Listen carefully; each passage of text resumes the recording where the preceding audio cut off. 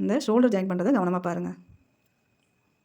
ஏன்னா பிசுறு தெரியாமல் நம்ம எப்படி ஷோல்டர் ஜாயின் பண்ணுறோங்கிறத பாருங்கள்.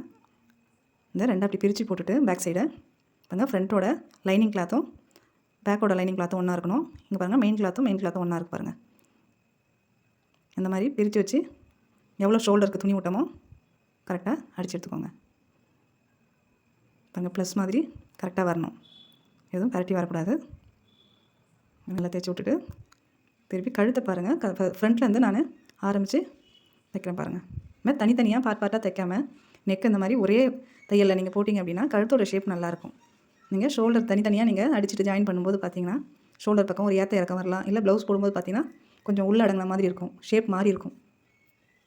நீங்கள் இந்த மாதிரி அடிக்கும்போது பார்த்தீங்கன்னா ஒரே கூட நல்லா அழகாக இருக்கும். பாருங்கள் நல்லா ஸ்டிப்பாக இருக்குது பாருங்கள், கேன்வாஸ் வச்ச மாதிரி. இந்த பிசுறு தெரியாமல் ஷோல்டரும் எவ்வளோ அழகாக இருக்குது பாருங்கள்.